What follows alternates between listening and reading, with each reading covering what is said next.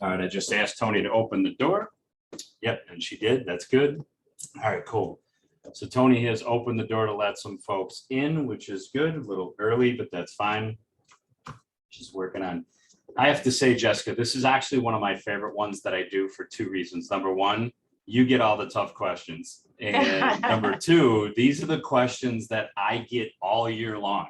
So yeah. I always have to defend you guys and have to explain things and all that stuff. So this is truly one of my favorite ones. So they can hear it right from you, which I love. So perfect. I don't mind. There you go. I know you're built for this, so it's all good. You got to get that bluebird thing going on in the background. Yeah, I will. Next one. Next time. Okay. Yeah, I'll give you a year. Okay. That's funny. Do you have a good view? You're in Fort Lauderdale, right? Yeah. Do you have a good view out the window behind you? I do. You can actually see the ocean, but the problem is on these calls, there's too much light, so it kind of ruins the call. I'm still jelly. That's awesome. You can see the ocean. So yeah. So we got Griffin's got the skyline. I can't. It's so faint. Is that Chicago skyline? Oh yeah, of course. Okay. Yeah. Sorry, you're in front of the big icon. So all right. So it's 12 o'clock. We got the doors open. People are filtering in, which is good. Today we are going to have our Ask the Appraiser. Jessica doesn't know this, but it's going to become an annual Ask the Appraiser. So this is our second one, right? Yep. We didn't do two during the pandemic, so this is our second one. On the Ask the Appraiser, like I had said originally, it's one of my favorite ones, just because Jessica gets to answer all the questions. Before we get into Jessica and the presentation, I want to introduce our sponsor. Our sponsor is Griffin Daleiden. Griffin, by being the sponsor today, that means he picked up the sandwiches for everybody that purchased the sandwich. So Tony will eventually put his contact information into the chat. Speaking of the chat, that's how you guys are going to communicate with us. We have a dozen questions that have been asked that we have set up for Jessica, but I want you guys to interact with us, ask some questions as we go. Tony has put Griffin's contact information in there. Griffin does commercial and residential real estate, also does a little family law, will and trust. I'm just trying to squeeze my screen a little bit. There we go. Wills and trust. And I'm going to have Griffin just go ahead and talk a little bit about himself and his practice. Griffin, the floor is yours. Thank you, Richard. Pleasure to meet everybody. Griffin Daleiden with Daleiden Law. As Richard mentioned, I'm a boutique law firm specializing primarily in commercial and residential real estate transactions, in addition to estate planning services and civil litigation. I am based in Park Ridge, but I cover transactions throughout the entire Chicagoland area and Collier counties.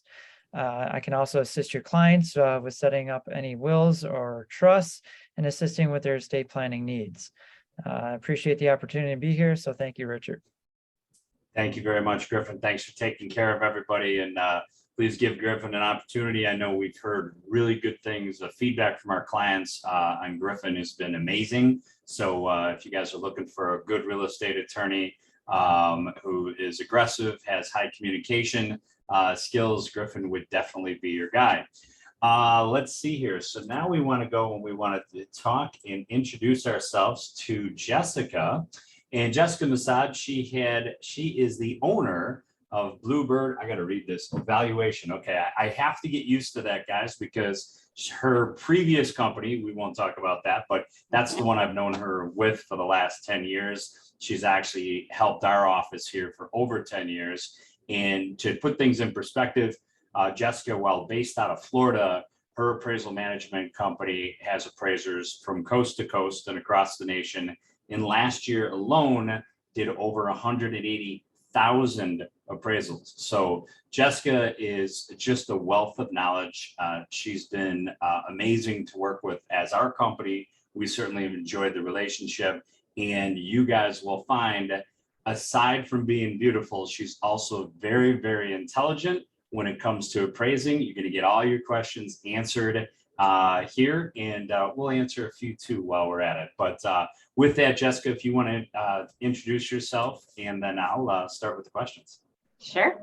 Well, I'm Jessica, and I am here to answer all of your questions, as hard as they may be.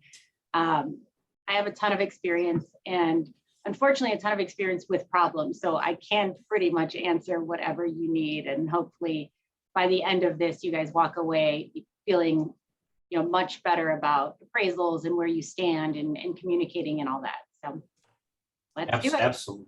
Absolutely. Yeah, and this is about you guys. So definitely want you to jump into the chat. If you've been in some of our virtual lunch and learns before, you know that you guys, this presentation is essentially done for you. So I had a great question that was asked as I was asking some agents as we were inviting them. And it was, I have a bunch of them written down that I'll go through. But the one that I really liked that I heard was, Jessica, why is it that an appraiser always appraises the property for the exact purchase price? And that's not always, but like, why is it always seem to be the purchase price? That question comes up a lot. So the problem is that the reality is if you gave 10 appraisers the same property and said, go out and do an appraisal, you gave 5 of them a contract and 5 of them no contract, I think that there would be a very large difference in those values, unfortunately. So it kind of leads into, influencing the appraiser, but he is influenced by the contract, regardless of whether he admits it or not. I mean, we're looking at it, we're staring at it. We know that the market would allow for somebody to pay that much money for that property. So some will argue that, the contract substantiates that value, and that's why it comes in at that value. And then some will argue and say, okay, well, in no circumstance are we as appraisers supposed to be driven by contracts. We're supposed to be driven by market values and the sales and the data that's out there. So there's 2 sides to that argument. It's just that contract does, kind of lay down that idea of that value. Sometimes it's a little too exact. I don't know. I don't know if, they're falling on that idea of, since there is a buyer and a seller and it's an arm's length transaction, it's substantiated. And I think that's really the main thing. Yeah, that's good. So we have our first question coming in for Raphael. I appreciate that. How does, this is good. We had this question come up too. So great question, Raphael. How does the changing market change appraisals? So we're in a changing market right now. What is that? How is it impacting appraisals? It can be great or it can be awful or somewhere in between. The appraisals are completely driven by the market. And sometimes people have a hard time understanding that, because just like we just said, well, the contract determines the value for some people, but that's not actually true. It's the market sales that are out there. It's what the market is doing. So whether it's going up or down, right now we're seeing a fluctuation, that things are starting to settle. So, we may start to run into a situation where there is a gap between contracts, because if we're continuing to write them higher and the sales that have closed in the previous time aren't supportive of that, we're not going to be able to meet those contracts. It's just not supported. So everything is driven by what's happening in the market on the appraisal side. So here's a question. Is there an easy checklist realtors can use when doing walkthroughs? So I think what they're talking about is the listing agents who are typically meeting an appraiser there to show the property that they've just sold. Is there a checklist of things that they could just know that they should have? What are your thoughts in that situation? There's a lot of random ones out there. Is it, you're saying in general or FHA? We'll say in general. In general, like how could they be better prepared for that appraisal appointment? I think if you treat it in the sense that you're about to buy this property, walk through the property, open up the cabinets, test the dishwasher, try, all these little things that maybe appraisers are walking around and they're opening the cabinet to see if the cabinets are opening and closing properly, or these little details that, maybe you guys might normally walk past, any trip hazards, anything that, defective paint surfaces, anything that, shows any type of deterioration, maybe stains on the ceiling. There are checklists out there, but some of them are too much and some of them are not enough. But I think it's just the idea of your basics. You want it to look as good as possible. You want to make sure that maybe you address that issue before the appraiser gets out there. Maybe a week before, you do that walkthrough, knowing as soon as that contract's signed, maybe these are things that they want to touch up. Maybe they don't. But on FHA, obviously, it's going to be a little tighter as far as, what needs to be done, and anything that's a safety issue would need to be addressed. But with the other things, it just may impact your value overall just because of the wear and tear on a house. Yeah, and I think you make a good point about walking through a property. I think that, if you have one, let's say there was one old little stain on the ceiling, and whatever caused that stain has been remedied years ago, but they just didn't get around to painting the ceiling. Yep. Maybe you recommend to your seller that, hey, it's not a bad idea to call my handyman, just get him in here and throw a quick coat of paint over there so that it doesn't trigger, hey, I saw water on the ceiling. That'll end up in the appraisal. The underwriter will see it. And now the underwriter is requesting a roof inspection, which A, slows down the deal, B, may incur some costs for the seller. It would have been a lot quicker to hire somebody and just splash some paint on the ceiling. So you make a good point. Let's see here. We've got a question. Oh, this is good. This is actually one of our questions too. So I am going to check it off. Evelyn asks, how do you feel about a listing agent who meets the appraiser with comps? So there's two sides to this. So one, obviously, whether we're the agents or third party or lender, we're not supposed to be giving that undue influence to the appraiser. So he's got the contract. He knows, what it's in contract for.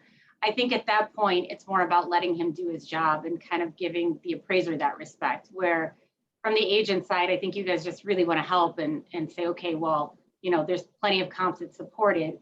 But I think as we move into this new market and this changing market, we need to recognize something different. Instead of showing up with comps, to help him do his appraisal, let him do his job, but maybe if you want to provide any, upgrades to the property, any information that he wouldn't have access to, that would be more supportive rather than the unsolicited comps. And then in addition to that, maybe look at, how did you come up with this list price? Do you have those sales that support the actual list price that you listed at? And I think that seems to be a big problem right now in a lot of markets. So those two things I think are more helpful than saying, well, maybe you're not competent and can't do your job, but here's some sales just in case. But I think there are situations where maybe the appraiser might solicit you and say, how did you come up with this or whatever? And I think in that case, it might be warranted.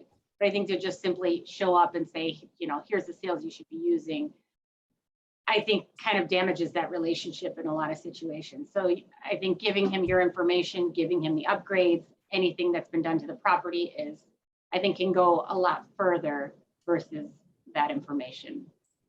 Got it. So hey, this is how I established the listing price. And oh, by the way, the furnaces and the CA was replaced 2 years ago, something exactly. Like that they might not be able to see from looking at it.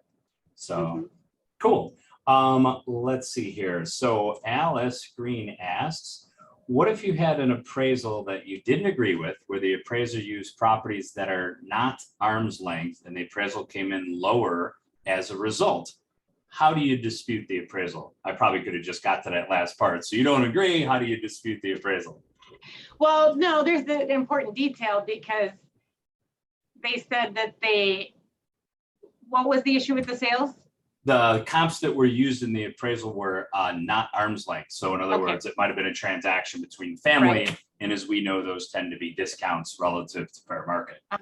But I think that's a great point to be making. So if you were disputing it based on that scenario, I think pointing out those sales and breaking down, what occurred, whether it was, foreclosure or whatever situation, impacted that sale that brought it down, that could potentially give us, information to go back and review and say, okay, well, new sales are warranted.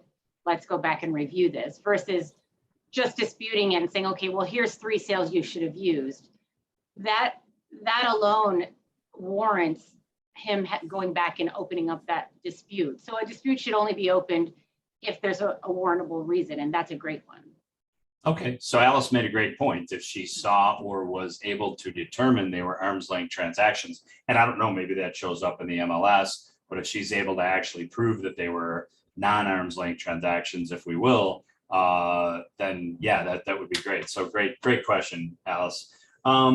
Let's see here. Claire asks, are you seeing more issues with FHA loans? And I guess I'd ask for a little clarification with that. So what particular kind of issues is she, Claire, are you thinking repair issues? Are you thinking just issues of them making value? What type of issues? So let's see, I'm going to come back to that in a second. John said non-NMLS transaction, unusual circumstance, warrant giving. Oh, okay. So I think what John was saying is that if we have non-MLS transactions or unusual circumstances warrant. Okay, so yeah, if you know that there's other transactions out there that had an impact, that could have an impact. I know with new construction as an example, it's really tough because a lot of builders don't use the MLS. Yep. So if you're trying to comp those, the appraisers will tend, because we do a lot of new construction here through our office, the appraisers will tend to go to the builder and say, hey, can you give me comps for the Cloverdale model that I'm trying to appraise right now? So that is one thing that they'll do there. Evelyn Woods, value comes from the most recent sold and close to the. Oh, okay. So Evelyn asks, let me see if Claire clarified. Nope, not yet. All right. So Evelyn asked, the value comes from the most recent sold and closest to the property. What else is an appraiser using to determine value? Yep. So most recent sales, location's number one, because you can't change location. So, your lot's going to be your lot, and those external factors that come along with it. And then the next thing would be the most recent sales, because that determines where we are in the market. And then it comes down to the property, the square footage, the bedrooms, the finishes, the quality, the construction, the functional utility of the home. And then it kind of is just broken down, through that. But primarily it starts with location and the most recent sales. And then, how similar can we get those comparable sales? Perfect. All right. Let's see here.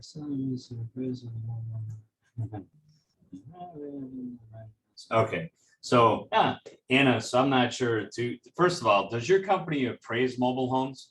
Jessica? We do. You do? Mm-hmm. You say yes? Okay, good. Yes. All right, here comes a question from Anna. She has a seller that wants an appraisal on a mobile home that was built in 1962. Anna said she didn't think it was possible. Is she right? She wanted to just offer a market analysis, but thinks an appraisal would be more accurate. So would you, as an appraisal management company, appraise a mobile home? Well, you can't appraise anything. I think 1976 is the cutoff. So anything after, I think it's June 15th, and 1976 is the date. So anything after that, yes. Prior to that, it's just a mobile home. It's not a manufactured, it's not. So no, to answer the question, you would not be able to.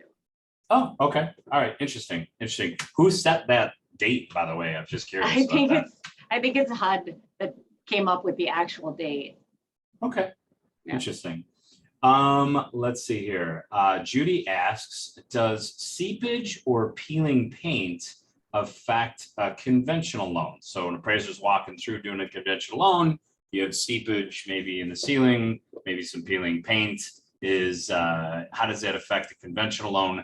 First of all, tell us what the appraiser is going to do when he sees it on a conventional appraisal, and then I'll answer the loan part. If it's excessive, yes. Only because then it falls into a safety issue. And even though conventional is treated differently than FHA, Fannie Mae does say, if it becomes a safety issue, you have to call for it. So I think that you know, if it was something that was very visible and, you know, an actual problem, I think it would be subject to those repairs. Yeah, absolutely. If the appraiser is going to list it and it was something like that, the underwriter is going to see it. And since the underwriter, you know, they're immediately going to call for somebody, if it's a ceiling on the second floor or on a ranch on the ceiling on the floor underneath the roof, you're going to be talking about a roof inspection that's coming. So, Yep. All right, Anna, great job on that answer, by the way. And Anna had a follow-up question. Well, this is kind of interesting because I have a question written down relative to this. She says she has seen appraisals that are considering the basement as square footage. Is that accurate? It is not.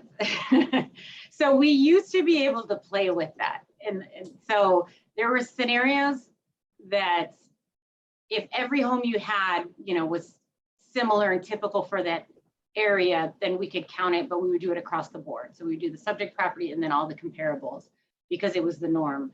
Now we cannot, since the ANSI standards have been implemented, the way the appraisers, it's always been there. It's just now it's been forced. So now we're required to separate that square footage from the gross living area. And so that includes room counts as well. So for instance, if you had a 5-bedroom house, 5 bedrooms, 5 baths, 1 bedroom, 1 bath is in the basement, completely finished, same quality as above, you're only going to see 4 rooms and 4 bathrooms in the overall GLA, but you will see it on a separate line item. So they count for it, it's just in a different way. Yeah, so the GLA is gross living area. So the one thing that, so again, the appraisal standards that they have to work with basically says anything under ground level. Now we have a lot of raised ranches here in the Chicagoland area, and a lot of those raised ranches are subterranean on the second level, meaning that, you know, there's ground over where the floor would be. None of those rooms count. So as Jessica mentioned, they'll make a mention that that second floor, that basement area or the lower floor that is built into the ground is finished, and you will get credit for having some rooms there.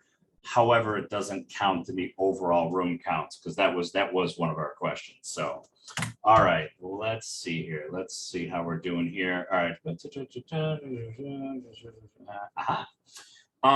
Okay, this might be more for me. So if the appraisal comes back lower and you want to dispute the appraisal and get another one/second opinion, who pays for that? So first of all, appraisal disputes, if you have a reason to dispute the appraisal, you should go to the lender and say, hey, this is my reason for disputing it. Maybe you as the listing agent felt they completely missed the square footage. Unfortunately, I have seen it. It happens.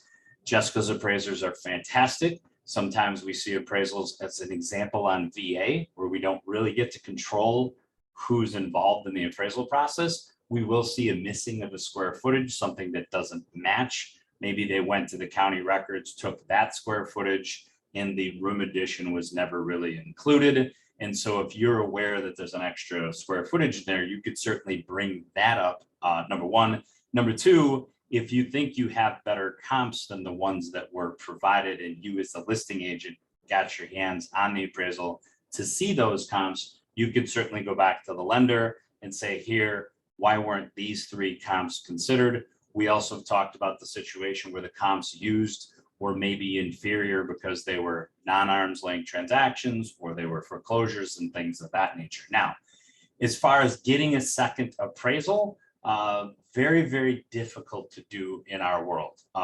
They are tightening down. Fannie and Freddie in particular have been really locking us down to that initial appraisal, in the sense that they're basically telling the mortgage lenders, hey, you just can't arbitrarily throw one out for no reason at all and just go get another appraisal. Now, Jessica and I have had situations where we just didn't care for the work.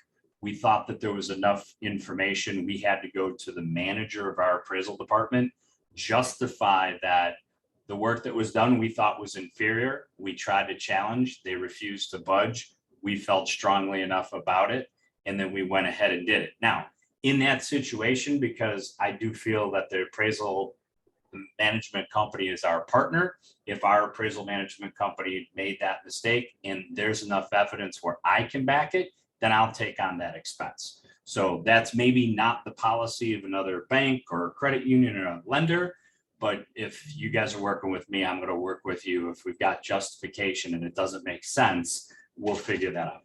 All right, so let's see. I don't know if you want to add anything to that, Jessica. I think if we circle back to, what I said originally, which was, okay, how did we come up with this list price?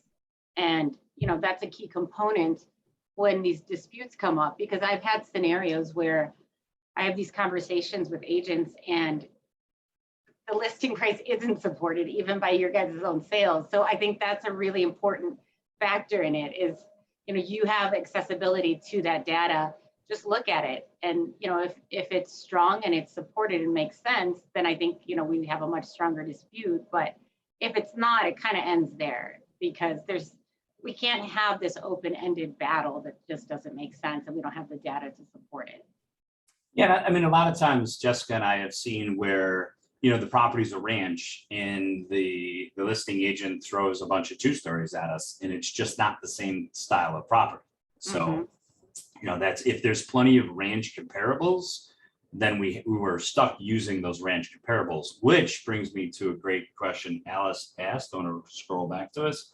So, Jessica, what about a property where there are no comps or limited comps of sold homes for a particular property? How does the appraiser handle that?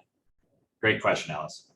It is a great question. So there's 2 options or a combined option of both, which is one, we would go and find neighboring areas that would share the same appeal, same, external factors and things like that, or we go back in time. But the problem with going back in time is we've had way too many roller coasters. So there's no way to really extract that information properly.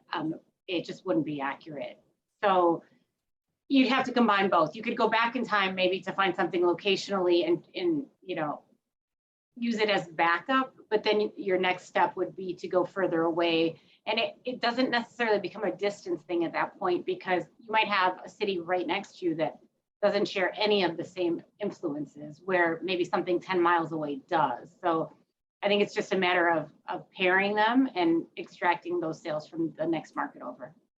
So, and on unique property, what Jessica's referring to is, you can, instead of having to be inside that mile, you may have to go 5 miles out. What comes to mind to me is these log homes. Yep. Log homes are kind of a nightmare for an appraiser because, especially in our area, because we're not exactly in the mountains, they're few and far between. So in trying to appraise a log home to either find another comp, super, super difficult. Same thing when they start talking about farmettes, you're allowed to start going out in a wider range. So yeah, they can be done ultimately, Jessica.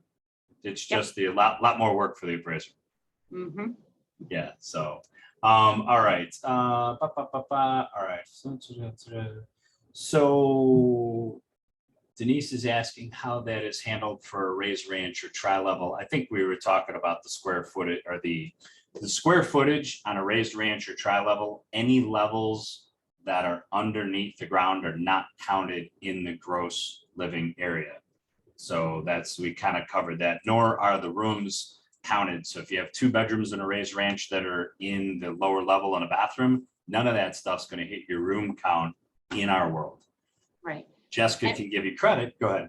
Well, that will also include, because this is where the confusing part is. So when you have that walkout, the argument is always, well, the back walks out, that area should be counted.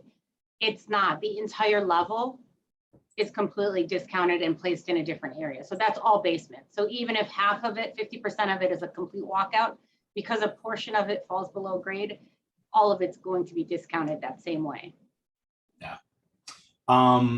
Let's see here. That's a good question from Judy. How do you appraise similar homes that happen to be on different lot sizes, where the lot sizes are really different? Well, you try not to, but if you do happen to have one that, you used a sale with a drastically larger or smaller lot, you'd have to, figure out the value of that lot and extract that adjustment. But ideally, you probably wouldn't want to use it just because they're not going to be similar. If you have a 5-acre lot and then you have a 1/4 of an acre, you're probably in a subdivision versus an unplatted lot. They're not really going to fall into the same appraisal. Yeah, we just had one with you actually, Jessica, where the listing agent was contesting it. It was in Kankakee. The property appraised for approximately 80,000. We were on a double lot. All the other comps were single lot, and the adjustment was like $2,000. Yeah. So on a double lot, on a purchase or a new build, I mean, you're going to pay double the money. There's a huge value in that upfront, but the problem is on the resale market, it just doesn't quantify the same way on the appraisals. There's no way. It's really hard to extract that adjustment and then to be able to support it, because how many double lots are you going to go out and find that have sold? It's pretty tough. So that's why I'm saying if we have a larger lot in that scenario, we try to obviously use them, but that's a hard argument to win with that one. Kim Wicks asks, does the information regarding below grade rooms also count for the state of Indiana? That's across the country. So, yep. Let's see here. Okay. So Evelyn mentioned that unfortunately, many agents do not know how to pull comps and what criteria to use. BPOs taught me how to use that. Yeah, it's a comment, but I would think hopefully you know how to use comps just to at least set the value when you're setting these listings. But you're right, let's see here. Alona says, do appraisers still have full authorizations to change or not change their own appraisals? Yes, they control their appraisals. So any licensee would control their own appraisals. And typically they don't authorize anybody else to do so. I mean, unless they have somebody that they work with or an assistant or something along those lines. And usually it's limited as to what they can change. Let's see here. What tools, websites, or services does an appraiser use for information gathering when they complete the appraisal? So they would use anything from MLS to county records. I mean, those are probably the main two: county records, their own work files, and MLS is the main three. You can use an external service like Realist or CoreLogic, which is basically a sales database that they can utilize that would give them alternative sales and also more verification information. Let's see here.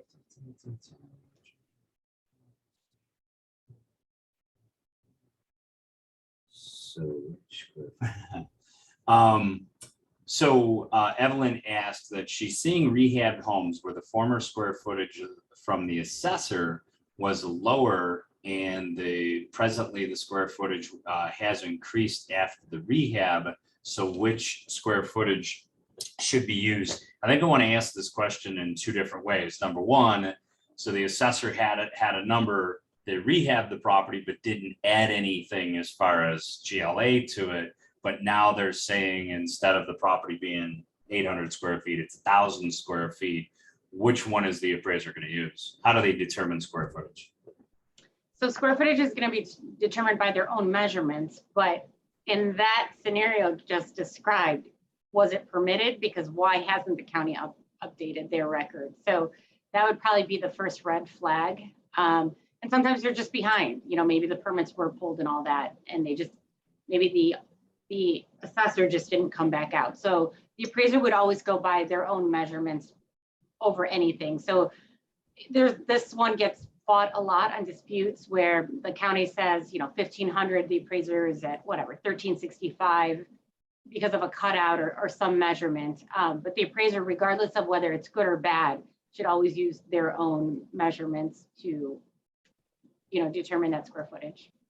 By their own measurements, so when they go out, they're measuring the property. Are they measuring then the exterior walls?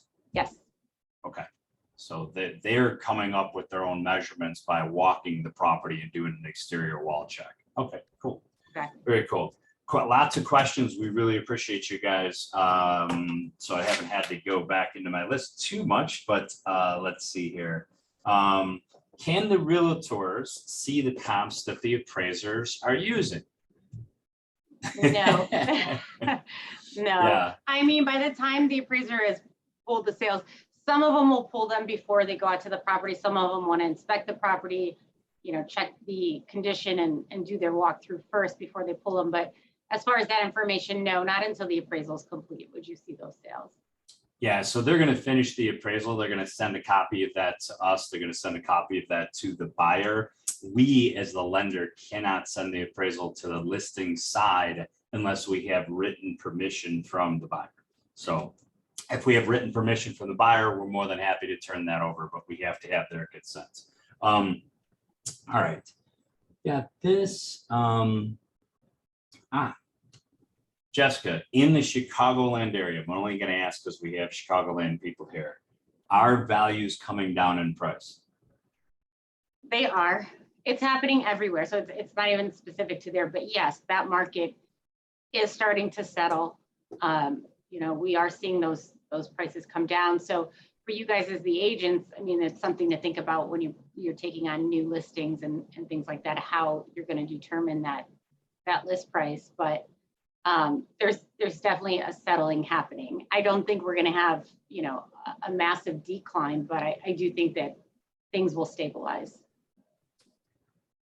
How much, and I believe this question was asked by somebody that's in the city of Chicago, so it's relative. So the question is, how much do the surrounding homes within 2 or 3 blocks affect the appraisal? I'm going to start with that question, but I think I got a follow-up question to that. I think I know where she was going with that. I think it's very impactful because that's your neighborhood. So remember, you can't change your neighborhood. You can't change your lot. You could change your house, but that's going to be, a huge impact on value and what happens. So Chicago's a great area because it's so hard to appraise because you have a $5 million house, a $200,000 house. I mean, it's very challenging from the appraisal side where you don't see that very often in many other markets. And then you guys have, all those finished basements and the apartments in the basements. And so it's very difficult from the appraisal side because it kind of goes against everything we're supposed to do as appraisers. So I don't know if that answered the question. Well, I mean, I think just as a follow-up, so if you're in an area of Chicago and let's say there's board ups. I mean, let's say there's board ups or some properties that have been vacant for a long time for some reason. And so do board ups. If I've got a great block, but 2 blocks over, I got 3 board ups, and a block over, I got 2 board ups. Maybe there's a fire a block away. What's the impact? I think it's substantial. I do think those things impact it because, again, it becomes your neighborhood. So the more boarded up homes, I mean, until you see that full rehab of that neighborhood and those kind of start to dissipate, you're going to have, maybe not necessarily a decline, but you're going to have a hold in value because those are going to limit, new people coming in that will pay the high prices and that will, maybe tear those down and rebuild. So it does hurt, and somebody living in that $1 million apartment maybe doesn't want to be next to, the $50,000 rundown apartment that's for sale next door. Something waiting, waiting for rehab and stuff. So, So Kim asks, how do you value outdoor entertainment features that others in the area might not have? We give them 0 value. There really isn't a way. The appraisal doesn't even allow for it. I mean, you can have maybe a built-in kitchen outdoor would be a good example. But outside of that, I mean, a lot of it would be considered personal items. If you can move it, it's. Well, what about let's talk about maybe, I mean, the outdoor kitchens. The outdoor kitchen that's built into the patio area is going to have value. Yeah, I think that would allow for an adjustment on an appraisal. It'd be tough. it should be supported, but the problem with that is, how do you know what sales have outdoor kitchens? There's no way to pull that information. You can't run into MLS and say, there's no search for an outdoor kitchen. Right. So that's the problem with making that adjustment. That's why you don't really see it. No, nor an adjustment for a nice outdoor cigar bar or something like that. Exactly. What about a swimming pool? I know you don't think we would actually use the swimming pool because you're in Fort Lauderdale, but it is prevalent here. We do have swimming pools. How does it impact value? The swimming pool is really just subjected to the neighborhood. So if it's normal for the neighborhood you live in, a more upscale neighborhood where everybody has pools, you're going to see a nice adjustment for the pool. Okay, good. Let's see here. We got another question coming in.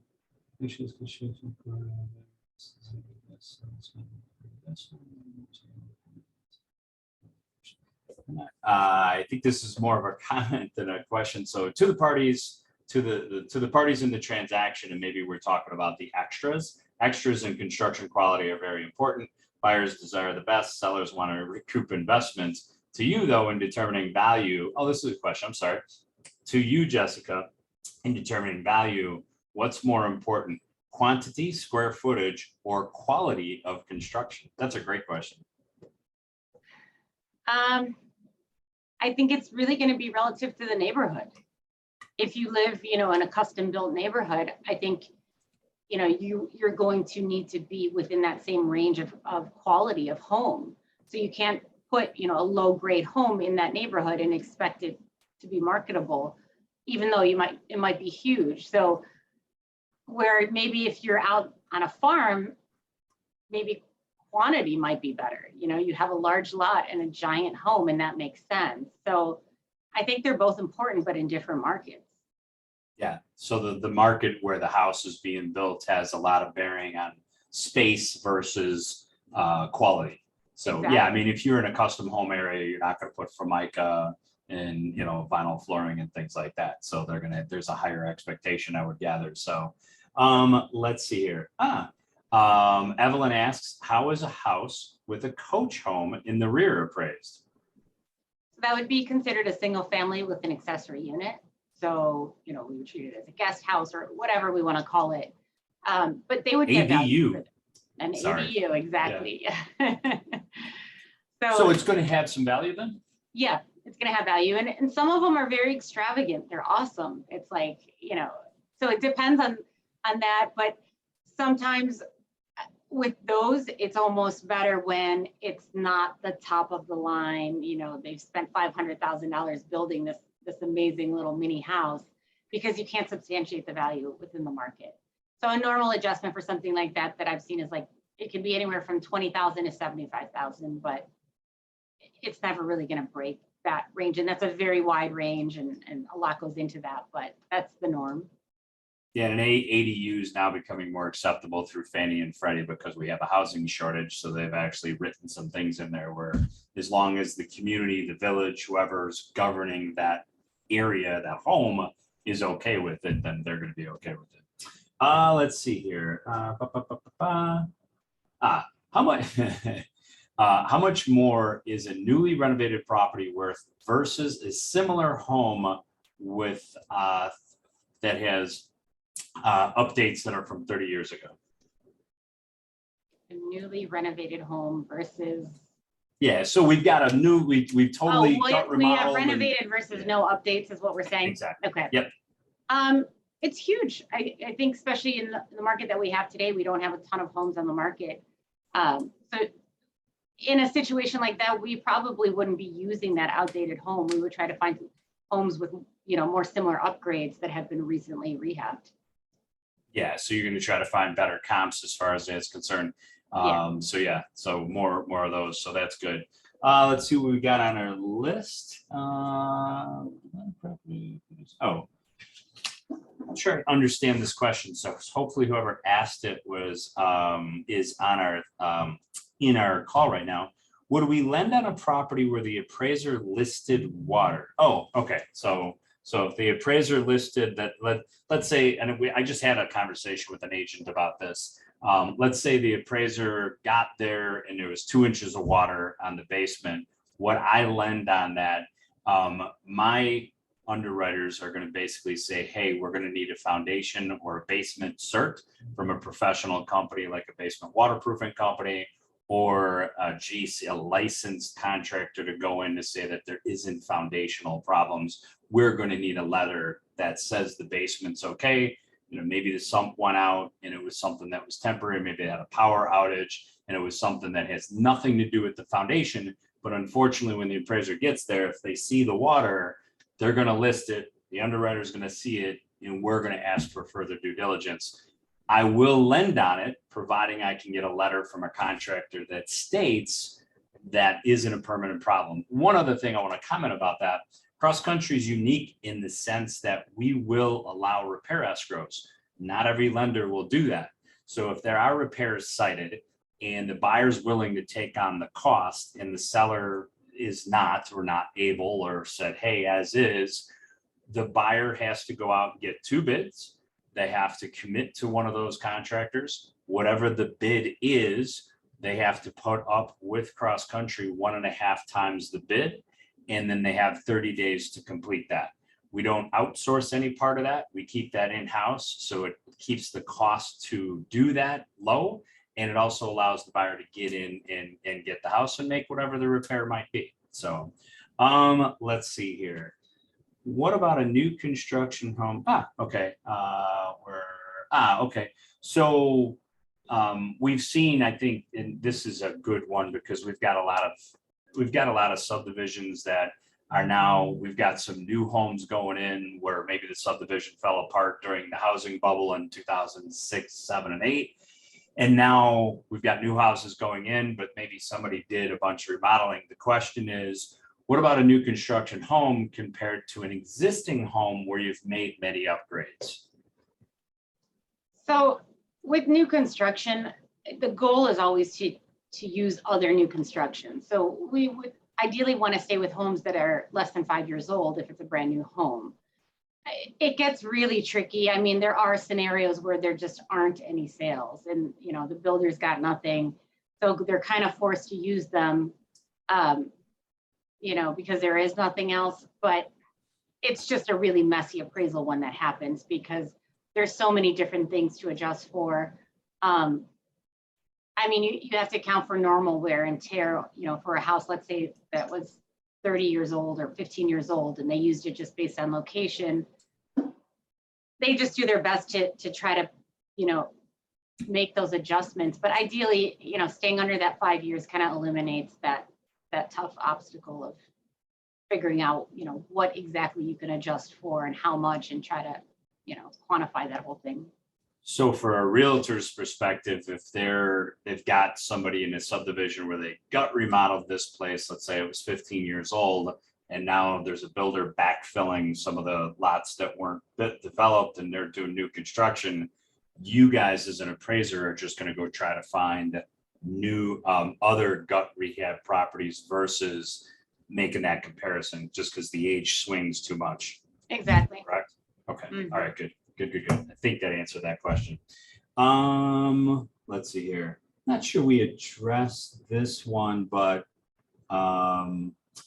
is there a reason? What was the cause of why properties do not overappraise? Because you give them the contract. So it's our fault for taking the contract from the realtor and handing it to the appraiser. Darn it. I mean, if you really wanted a completely unbiased, you know, appraisal, you could get one prior to listing it and see what it comes in at. Maybe your number is lower than the appraiser's, but that would really be the only way. Once that contract is put out there and those numbers are, you know, influencing in some sort of way, I just think it's tough. Yeah, and you know, I'm going to add one other thing because I've had this conversation with appraisers. You know, one of the reasons why you might not see an over appraisal is because an appraiser, let's say the property sold at 420 and the appraiser really believes the value is at 480. If he or she appraises that property for 480 and gives it back to us, the lender is going to look at that and go, okay, what's going on here? And unfortunately for the appraiser, it actually creates more work because an underwriter can go, explain why we have a contract at 420 when you're appraising it at 480. And so I've had appraisers tell me, hey, maybe they would bring it in at 440 because it doesn't really throw a big spotlight on this thing. But I don't know, Jessica, if you've seen that as well, but there's not a lot of motivation for them to hit that number when in fact they could be incurring a lot more work that they're not going to get paid for. I just had a situation on a commercial property that the appraiser actually did come in much higher than contract. File never closed because the bank wouldn't sign off on the appraisal. And it was not CrossCountry. We don't do commercial, so. But the appraisal was fine. It was justified. All the data was there to support it, but they just weren't having it. They weren't happy with the fact that the contract was so much lower than the actual price that he appraised it at. And so it created a ton of work and an enormous backlash, and the file never closed. So yeah, and Ilona asked the question, Jessica, and hopefully I didn't cut you off if you had another point.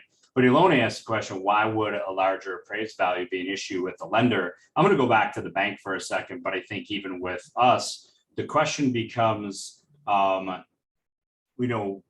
is this not an arm's length transaction? Is this a buyer and a seller who know each other and there's something else going on and we as the lender aren't aware of the relationship?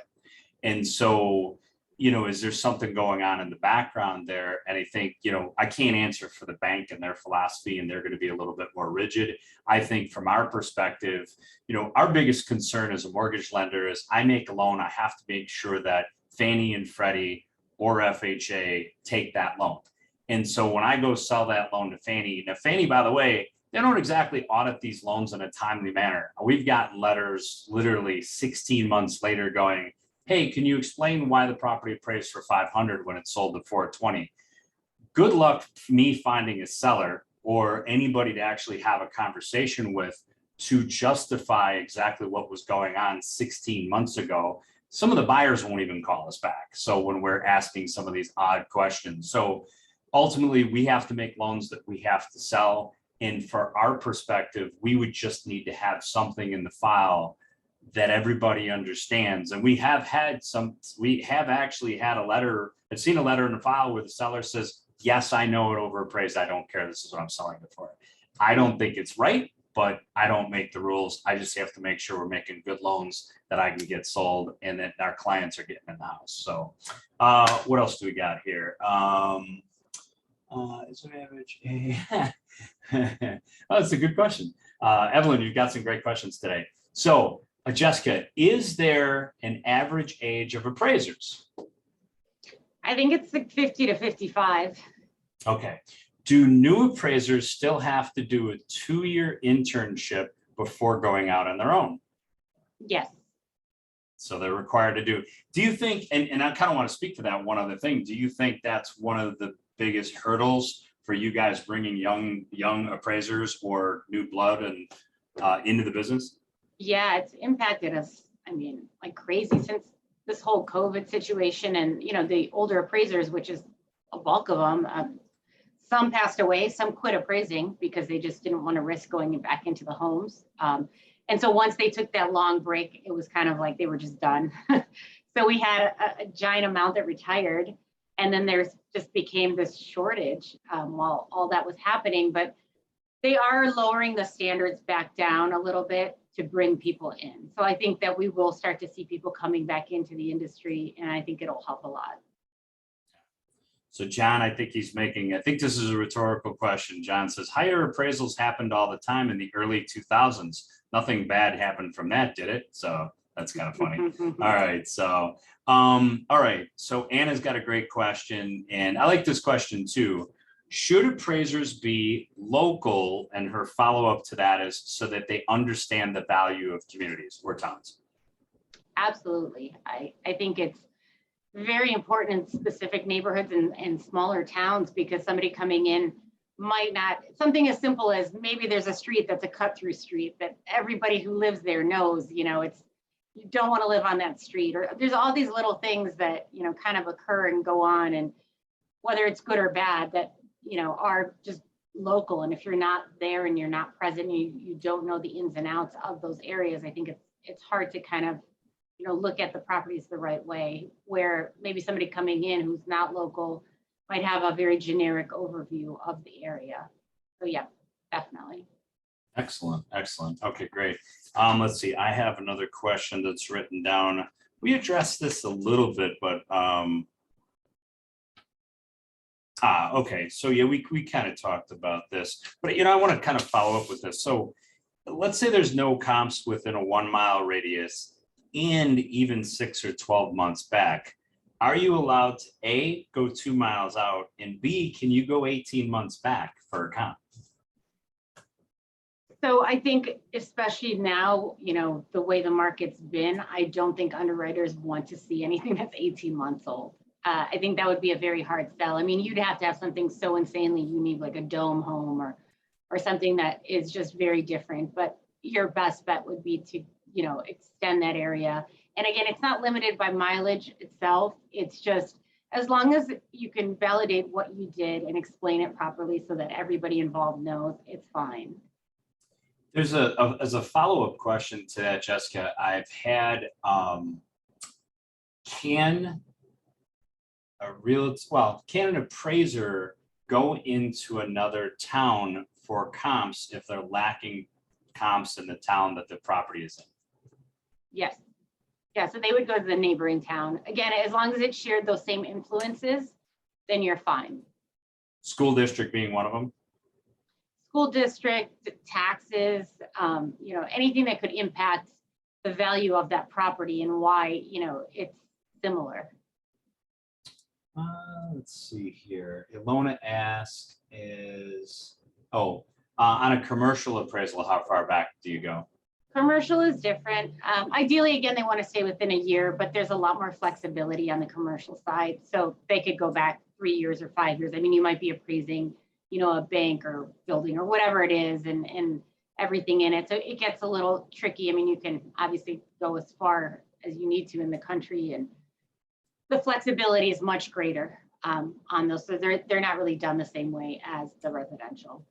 Same thing for, you restricted for how far away you can go? I think that was the follow-up question Ilona had. No, I mean, you can go as far as you need to, because, sometimes you're dealing with very unique buildings, and it might encompass 30, 40 properties all in one sale and things like that. So it gets to be pretty tricky, but no, the flexibility is massive on the commercial side. So it's really nothing like the residential. I mean, you have cookie cutter stuff, but usually the sales are within a year.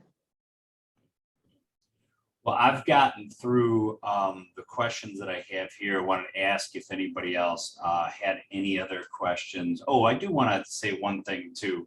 If you got any other questions, guys, you can fire them in. This has been great, interactive all the way through. So thank you guys. I'm hoping that you guys got a lot out of this. I always learn something talking to Jessica. It's amazing. Appraisal process though with the lender. I kind of want to talk about that a little bit, because we've seen situations where the appraisal comes in and then so the buyer gets the appraisal, the lender gets the appraisal. Here's what it looks like on our end. Once we get that appraisal, even if the value's there, it doesn't mean that, hey, we're all set. That appraisal still has to go to an underwriter, and the underwriter still has to view that appraisal. And if it's conventional loan, let's say going to Fannie Mae has a risk analysis that they do on a property. And so let's say we've got a contract at 300, let's say it appraised at 300, Fannie Mae could still say in their eyes, there's not enough data to support that. And then they give that a high risk rating. And that ends up creating a situation where we have to either go back to Jessica's company and either ask for a desk review, a secondary review, additional information, because Fannie Mae just straight up doesn't have enough data to support that, even though the appraiser did an amazing job, found the data, but Fannie Mae can still kind of put a hard stop on that with us and say, look, this is a high risk loan, and it creates a situation where we as a lender can't even sell that unless we have enough support material. The reason I bring this up is because I want to let you guys know that just because we have an appraisal in and the value's there, you're not out of the woods until the underwriter clears that appraisal and is happy with everything that they've seen on it. So, and Jessica, I don't know if you want to add anything to that. Yeah, and I've seen that a lot of those same ones that get flagged by Fannie Mae and not the appraiser himself tend to, sometimes those are disputed as well. And so we're already at a high risk, we're at a 4 or a 5, and Fannie Mae is saying, okay, well, you know, we don't, that's completely based on data that Fannie Mae collects from other appraisals and their own data sources and sales sources. And then they determine, they basically have a predetermined number for every property out there. So if our appraiser is way off, it's going to be flagged. And so it does cause the review and the delay and a lot of things that, you know, have to get worked through on the back end. And it may seem frustrating for you guys on your side, but it's kind of outside of all our hands. And we just have to go through, you know, all of those things to get to the finish line. Absolutely. Evelyn asks, at what point is an appraisal ordered? Which I guess I'll tackle. Once the buyer pays, once the lender is going to give the loan, what is the appraisal price? Okay, so we as a lender typically are going to want to wait to order that appraisal to get past the home inspection. As you guys know, or may not know, over 50% of our inventory here in Chicago is over 50 years old. So a lot of homes don't pass home inspection. Unfortunately, don't want to see the buyer spend their appraisal money and their home inspection money and end up not in the house and have to start over. So we will tend to wait. We are going to collect money from the borrower to pay for the appraisal. And then when we get the go from the agents, hey, home inspection's in, we're good to go, or we waive home inspection. Well, then we're going to order the appraisal right out of the gate. So or the home inspection had some issues, but they're not deal killing issues. We want to negotiate a couple things, but go ahead and do the appraisal. You have to let us know when it's ready to go. Appraisal costs have went up. Jessica's been great. And I know we had the same appraisal costs with her for going on like 8 years. They had to go up last year because of the cost of gas and everything else that was going on. And they were very minor, but the cost of a conventional, I believe with us, is $500 and then it's $550 for the FHA. If you're doing multifamily or rental, it is more expensive because there's a lot more work involved. Let's see here. Is there a list you use for appraisal adjustments, Jessica? No, there's no list. I mean, if there was a list, it would probably make appraisals much simpler, but you know, every appraiser has the range to make their own adjustments within their market, you know, based on data they've extracted, match pair analysis, or however they're doing it. But no, there's no specific list that says $5,000 for this or $2,000 for this. Yeah, and obviously per area, because I think we talked about this last time you and I were on, a finished basement in, as an example, a finished basement maybe in Streamwood isn't the same as a finished basement in South Barrington. I mean, these are just two different costs, two different square footage, different types of details and things like that. Kim asked, is it always that a seller pays an appraiser that has to go back out for reinspection? So I'm going to take that because that has nothing to do with Jessica. That reinspection is typically created because when the appraiser got out there, there was issues with the property. Now, this actually might even be a good question for Griffin. So they get out there, they said, hey, FHA, for example, there was no railing on the rear steps. They believe that's a safety issue. They've asked the railing to be installed by the seller. Seller agrees to do it. Appraiser goes back out to reinspect. There's a $200 fee for them to go back out, reinspect, make sure the railing's there. Really, that's between the buyer and the seller who pays that. Griffin, when that lands on your desk, do you get involved? And what's your theory on that? Always. It's part of, it's always part of the negotiations, I think. So whether or not, it's negotiated as a credit or as, an action item for the seller. So most likely the seller would likely have to pay for that, especially if it's a safety issue. They're responsible for remedying that. Good deal. I'm going to kind of get this wrapped up because we're a little bit past our hour. We've got a couple upcoming things that we wanted to get you guys, make you guys aware of. Number one, we are doing a home buyers Zoom presentation. Tony, confirm with me. I think that's right. Home buyer presentation via Zoom Saturday from 9 to 10. If you're working with any home buyers, showing anybody around, got any leads you want to maybe direct them to that.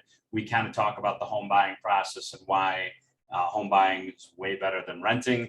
And especially now in this season, this is the best time to buy. So we'll be doing that on Saturday via Zoom between 9 and 10.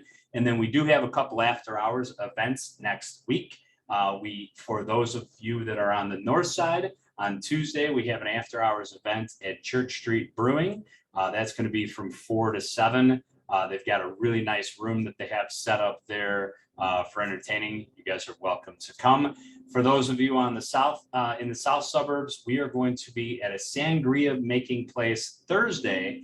That is called Juicy Lucy. The gal's name is Lucy. We've actually been over there. It's her and her entire family that literally makes sangria with no additives, no extra sugar, great stuff. And actually it holds. I've actually just opened up a bottle not too long ago and we've had it for like 2 years. So it was pretty good. So that being said, we've got a couple of events. I know Tony's answering the question relative to a replay of this. That will definitely be available as far as that's concerned. And then our last one, I can't even see my calendar. We do. Our next Lunch and Learn is October 11th, and that is going to be Meet the Underwriter. So if you wanted to have you enjoyed a candid conversation with an appraiser, you can have a candid conversation with a mortgage underwriter. And we've done that one before. It's fantastic. Guys, thank you very much for participating. Jessica, as always, thank you very much for educating me. I do appreciate you and your time. So very much. Thank you. Griffin, thank you very much for sponsoring. So sorry, Jess, did you have something? No, just you're welcome. Anytime.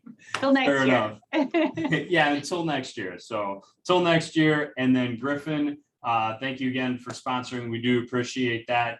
And thank you all for participating. Tony, thank you once again. This doesn't happen without you by my side. So I do appreciate you. Thank you guys. Have a great one. Bye. Thank you, everyone.